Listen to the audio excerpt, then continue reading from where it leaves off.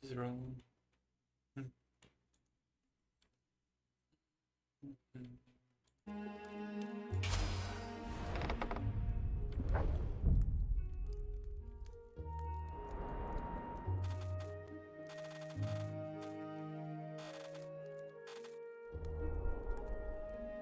The clouds parted over the Isles of Boreas.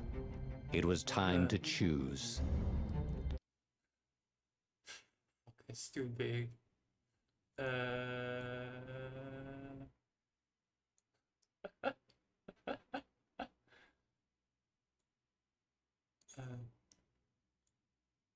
Good. Yeah, it's good enough. That's good enough. There. It was a dangerous artifact. It could corrupt its user into a bloodthirsty monster. Maybe he could find a way to use it, to take its power without surrendering to its wickedness. And also, his old friend Lapino needed rescuing. Of course, Renato had a pretty strong suspicion that Lapino had betrayed the rebellion. But could Renato really leave an old friend to the Ravens?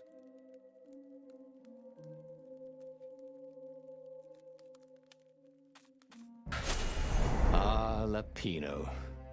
Apparently, the Mad Rabbit had sold a Pegasus that he did not exactly own. Lapino always wiggled out of trouble, given time. But he was out of time.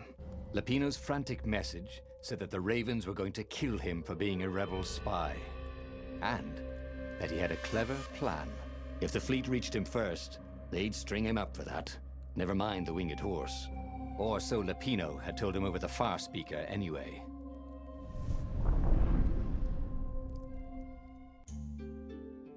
Lapino had apparently managed to confuse the judge by arguing that he hadn't actually stolen a winged horse. He'd only sold it. But wait, where was the prison? The village was empty. Had everybody fled the Ravens?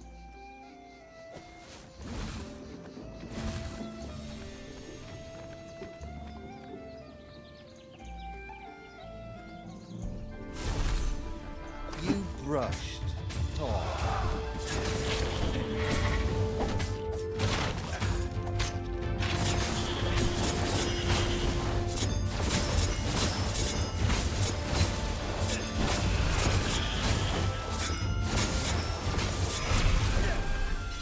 People were frightened these days. Just 2 weeks past, Renato had sneaked through an empty town and listened to the Ravens caw about the Emperor's new taste in ritual sacrifice.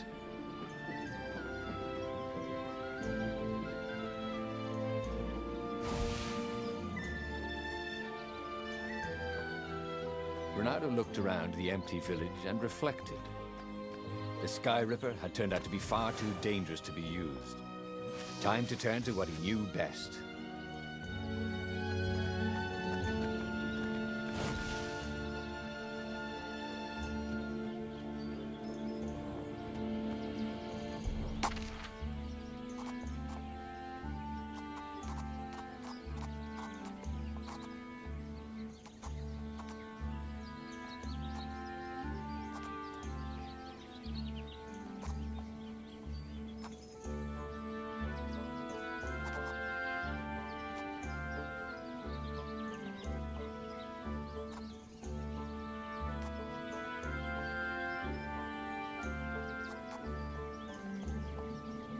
Cool. Wish I could do that.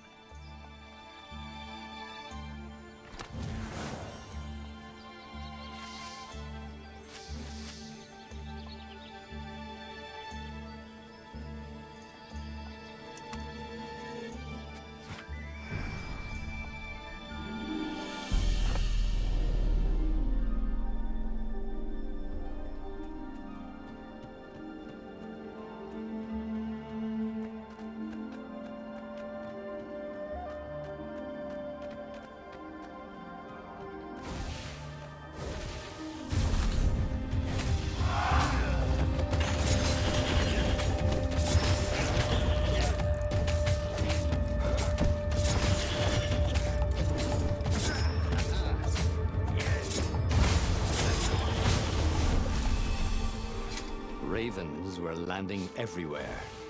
The advance guard. He'd better get moving. If they got to Lupino first, they'd eat him for breakfast. Or a snack. Ravens weren't picky. If they got hungry, they sometimes forgot to interrogate their prisoners. Even top spies like Lupino.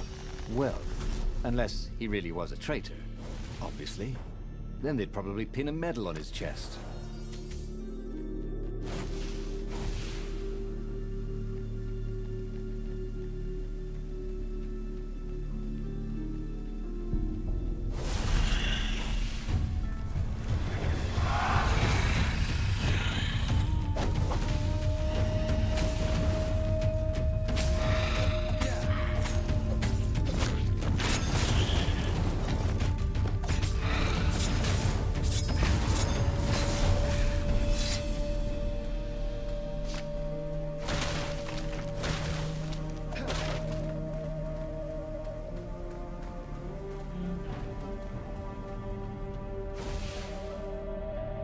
Dirty and bloody, Renato finally reached Lupino. The rabbit was practicing his shuffle. Renato recognized the cards. It was Lupino's favorite deck. Oh, I thought you were in danger. I am. The Ravens are coming. Oh, the prison thing. Right, yeah, see, this guard owed me 53 ducats, so we made a deal. They're very reasonable people, actually, for weasels. Now, I got a brilliant plan to kidnap Zenobia. We capture Zenobia, we find out what she knows, and that's the whole war right there. Easy peasy, lemon squeezy. Capture the Emperor's greatest general, who also happened to be a deadly sorcerer and, oh, his only daughter? That would be worth it. On the other hand, he could still get to the core of the Sky Ripper, even if he couldn't get the whole thing. It must have great power. Zenobia wasn't just the Emperor's daughter, of course. She'd been Renato's best friend in Sword Fu school. And you're still mad for her, the rabbit reminded him. They'd been close. She'd told him things no one else knew. But she'd never told him who she really was. She knows all the Emperor's plans, chuckled the master spy. She won't give them up easily. She'll tell the interrogators, all right, said Lupino.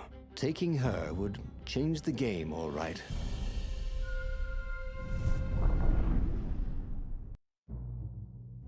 The city was already under Zenobia's control. I had to admire her efficiency. Renato shivered at the thought of Zenobia at the mercy of the interrogators.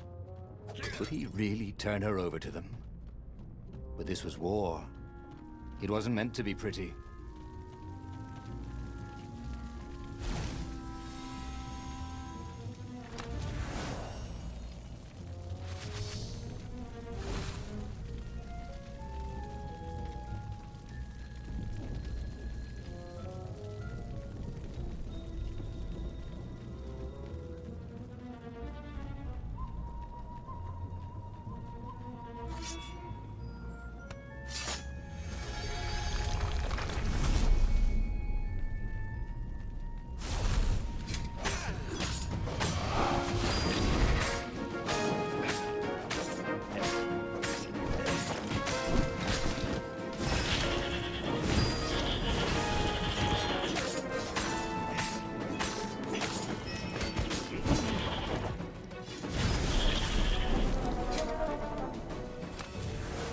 Ooh, sparkly, thought Renato.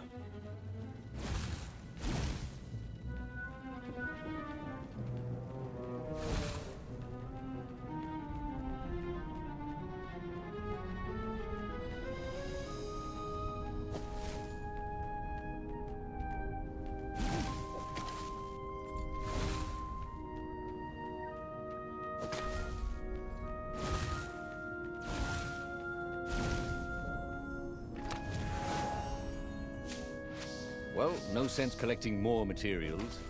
It was time to make something pointy.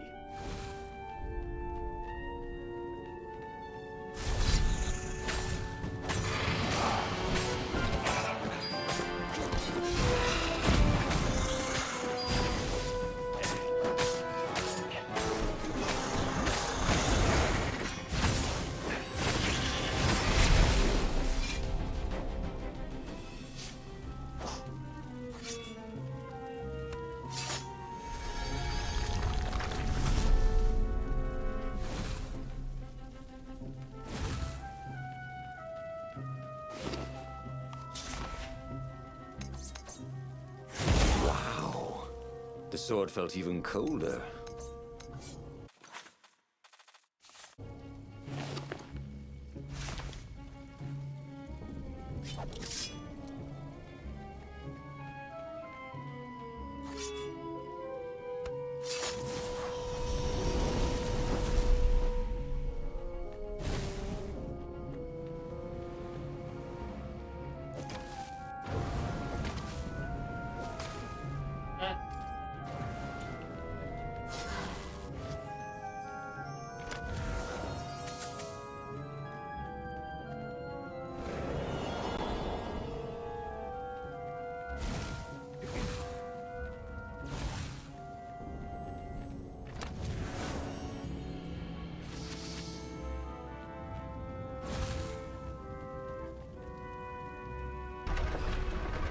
Why was Lupino urging him to capture Zenobia?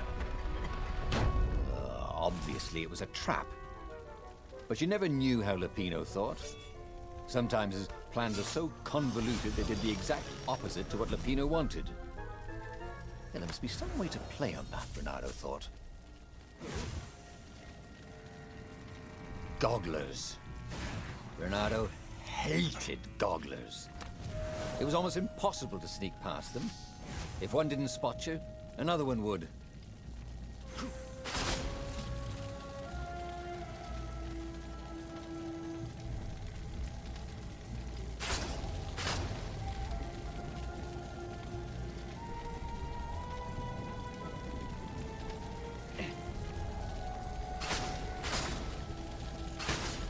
Ha!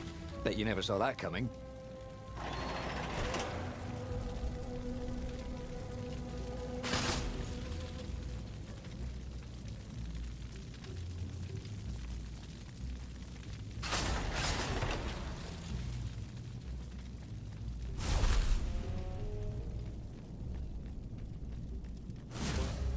So, what's this plan of yours?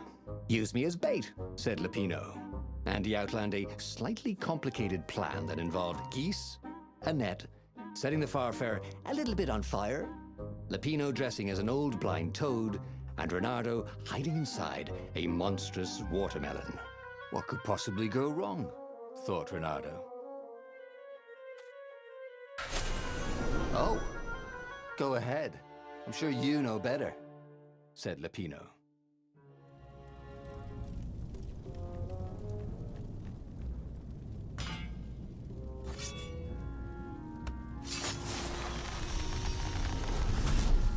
I wonder what happens if I go that way.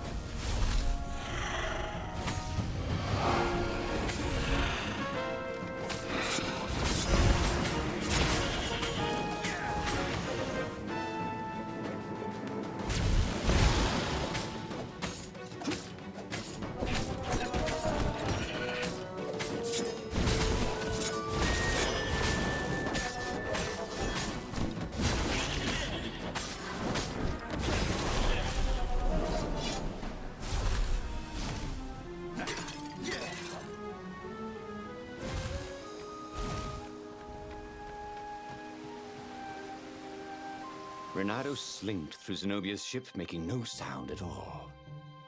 Where were her guards? Finally, he reached her bedroom. She was curled up on her bed. Oh, he'd forgotten how beautiful she was. How sleek. How...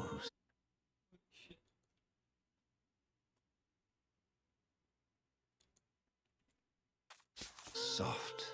He tapped her on the shoulder with his sword. She became smoke. And he noticed he had a blade to his throat. Stay a while, purred a familiar voice. Did you really think you could capture me? Zenobia said as her ship lifted off. Now I just wanted some privacy, Renardo said. Did you ever wonder why the Emperor adopted you? And he told her why. His Imperial Majesty wanted to bring the lost gods back. They could make him immortal. But to seal the bargain, he needed a sacrifice. Someone who truly loved him. You're lying. She was furious. You can't prove that. I can. And so, they set sail for the Nexus.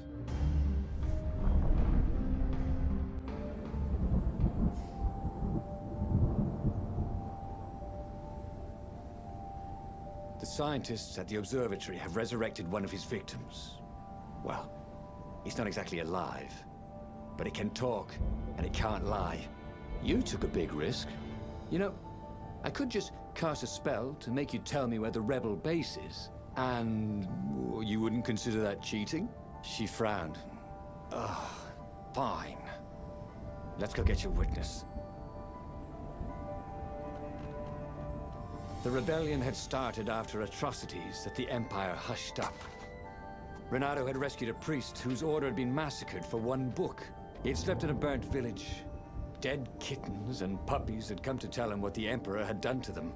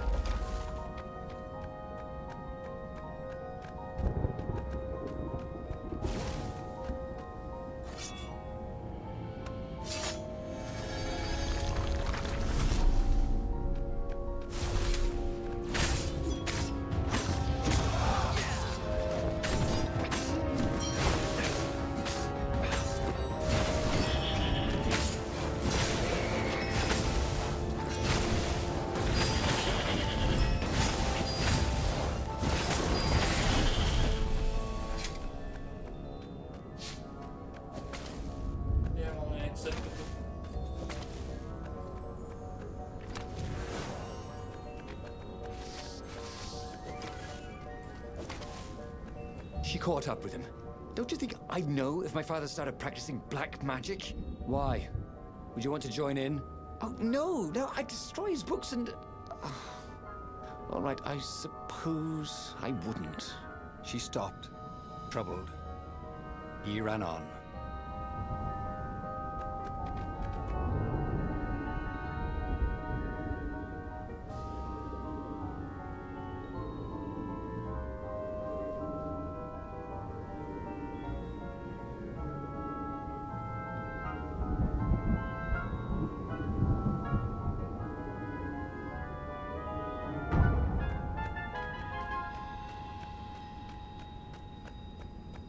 The scientists on this island had been investigating the Emperor's dark rituals on their own. They were neutral in the civil war engulfing the Empire, but they could see that the dark magics the old Toad had loosed were changing the world. Renato hoped he and Zenobia weren't putting them in danger.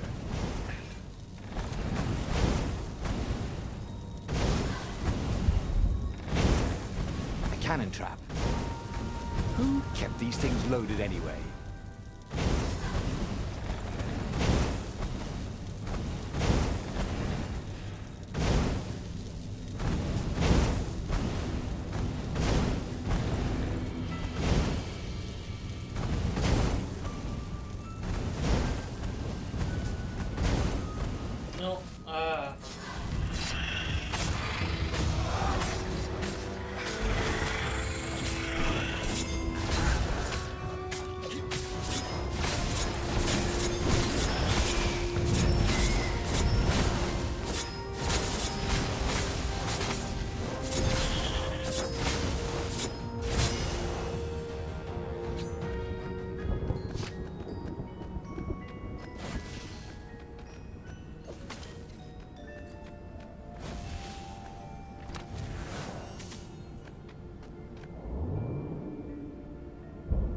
The platform used a hybrid propulsion system fueled by anti-gravity and wishful thinking.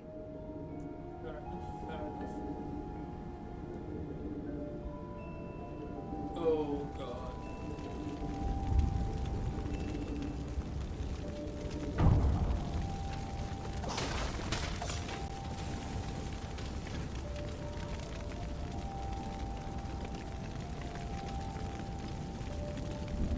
observatory was a burning hulk. Dead scientists and black feathers everywhere. The Ravens had taken care to burn the reanimated witness to cinders. Zenobia stared around, shocked. The scientists had been neutral. They had no part in the rebellion. "Take me to your council," she said, shaken. "I have things to tell them." It was what Renato had gambled on. The Zenobia would turn against her father once she knew his madness. But the rebel base was secret. Could he really risk taking the Emperor's daughter there?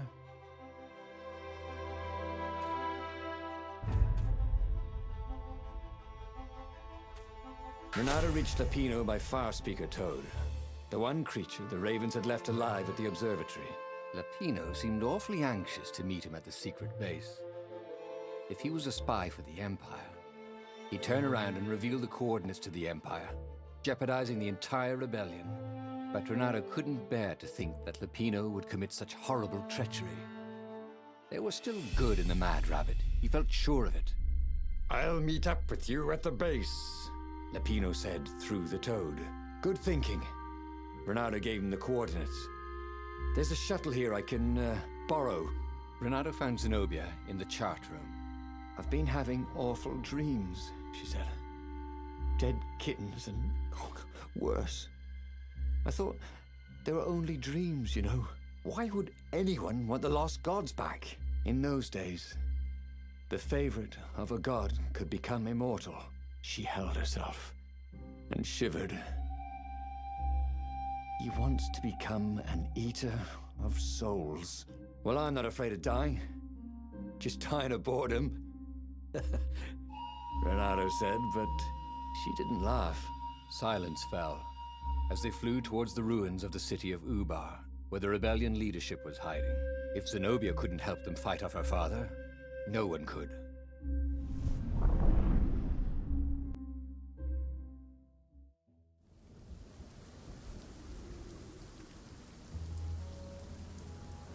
As they touched the ground, he could smell the ravens and hear their hungry caws in the distance.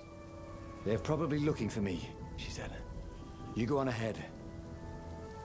She had that fiery look in her eyes that he'd always loved. It was a bit odd, though. How easy she'd been to convince. It was what he'd gambled on, but he'd expected more of an argument. She'd always loved to argue. She considered it the fastest way to the truth. Maybe she'd long suspected the truth.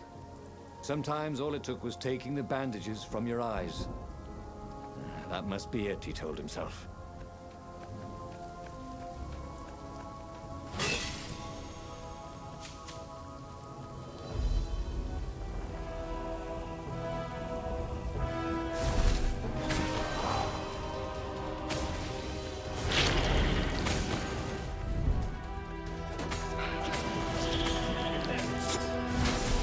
He missed her. Not Zenobia. Hypatia, the kid's mother. Renato had never thought he'd date a librarian. He'd always figured himself for the barmaid type. But then, he'd never figured the library of Ubar would have comic books, or that Hypatia would know anything about them. He missed her.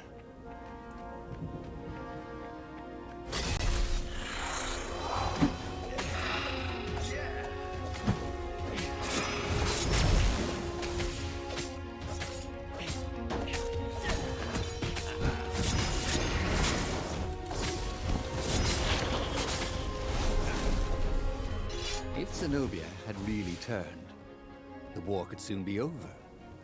She could send orders to the fleet that would leave their defenses wide open. The rebels could sail right in and capture the Emperor. Victory, with not too many casualties. They caught their breath under a ruined arch. "It's beautiful," she said. "This was the library of Ubar," he said. "Your father's ravens thought they had an ancient book." She nodded. Was she crying? This was exactly what I wanted, Renato thought. To turn her to our cause. So, why do I feel something is terribly wrong? Because nothing ever goes this smoothly, is why.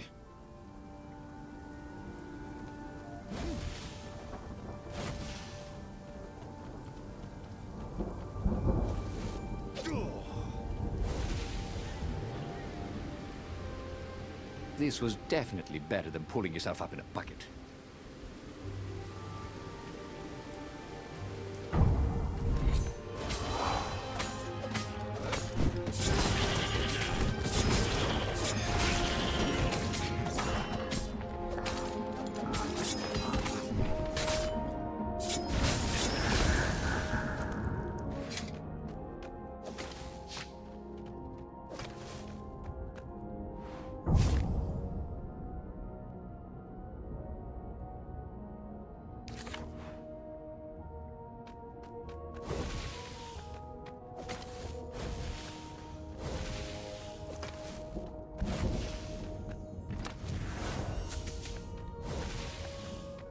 I'll just have a dash, thought Renato.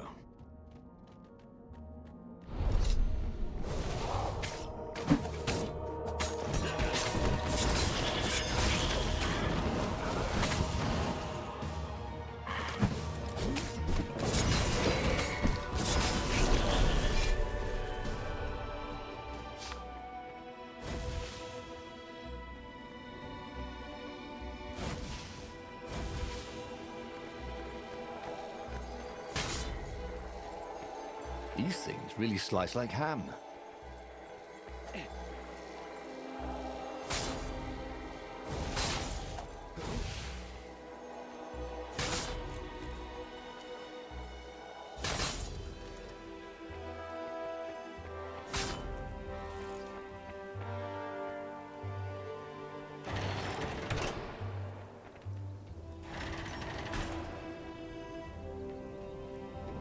The long stairs. So he was close to the rebel base. Nothing was on fire. So far, so good.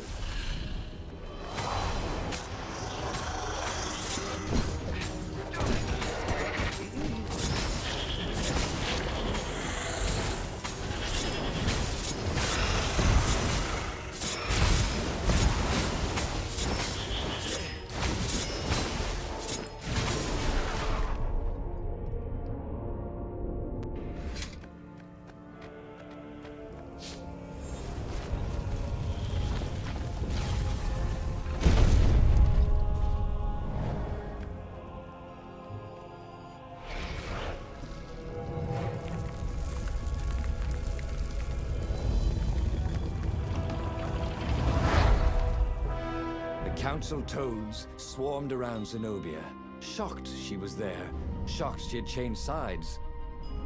Then the walls exploded. He heard toads croaking, "Oh, the ravens!" Blackbirds were pouring through holes everywhere. "It's a trap!" cried the council speaker.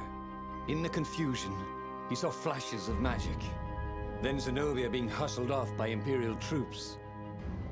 So, she had betrayed him after all. Renato ran for his ship. The Farfarer flew into the clouds, barely losing the Imperial ravens pursuing him. The rebellion was lost, and he had lost it. There was nothing to do but find Zenobia and make her pay for her treachery. His heart ached. He still loved her. But he had trusted her, and he had been a fool. She would be back at the fleet, gloating with her mad, bloodthirsty father. For all Renato knew, she was helping him bring back the old, lost gods back from their exile.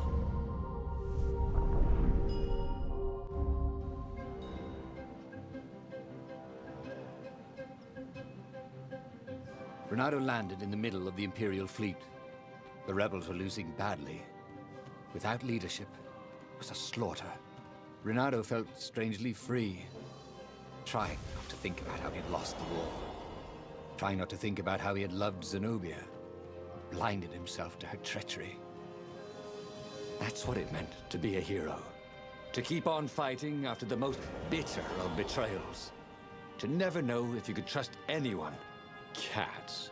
What a waste of fur. Yeah.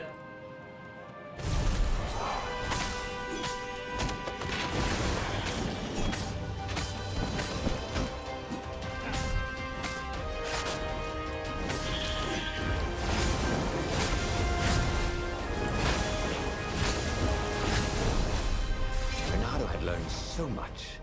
It was was time to turn it into something he could use.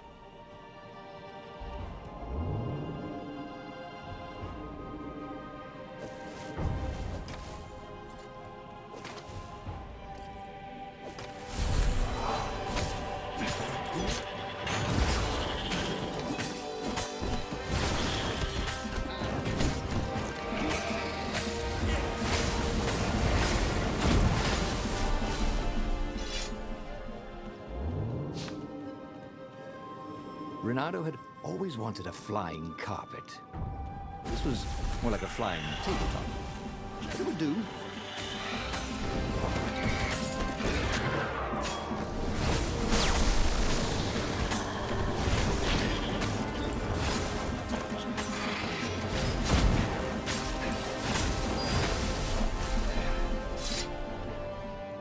What had happened to Lupino? Had the Mad Rabbit fled to safety? Or was he forlornly carrying on like the few rebels Renato could see here or there? It didn't matter anymore. All there was slash and spin, parry and lunge, over and over as he fought his way across the fleet. All there was finding the girl he'd once loved, who had used his love against him and putting as big a hole in her heart as she'd left in his.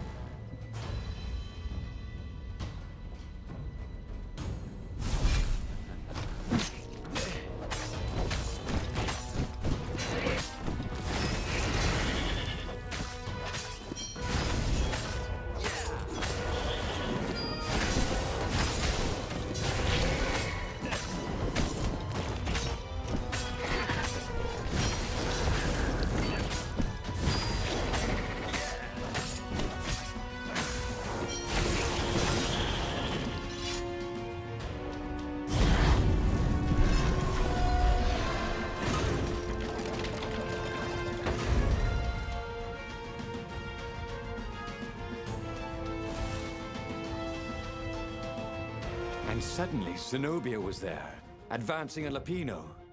So the Mad Rabbit had survived. "Save me, or I'm done for!" screamed Lupino. Zenobia turned, showing her teeth in a smile. "You're alive!" Renato ran towards the witch. "Lupino's the one who betrayed you!" she shouted. "He warned my father!" Before he could think, Renato sank his sword into the sorceress. She stared at him, heartbroken. "No! Lupino's the traitor!" Renato had an awful, sinking feeling in his stomach. Then, he felt a knife in his back. "I'm afraid she's right," said the Mad Rabbit. "Ain't I a stinker?" Then, the sun went out. Damn it. He should go back to some of the choices he'd faced before.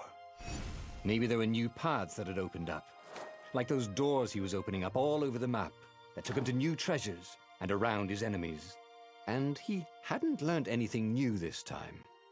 He'd done the same thing twice, yet expected a different outcome.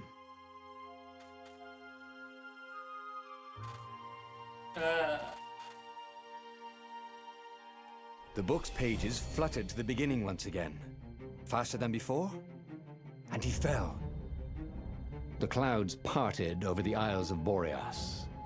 It was time to choose. The rebellion was in trouble. Ravens were scouting for the secret rebel base. They needed a game changer. Pieces of the Sky Ripper had surfaced. Renato knew that using it could go catastrophically wrong, but he was sure he could figure out how to use it safely. Also, a temple had risen out of empty desert. The Iblis stone was hidden there. It was a dangerous artifact. It could corrupt its user into a bloodthirsty monster. Maybe he could find a way to use it, to take its power without surrendering to its wickedness. And also, his old friend Lapino needed rescuing. Of course, Renato had a pretty strong suspicion that Lapino had betrayed the rebellion. But could Renato really leave an old friend to the Ravens?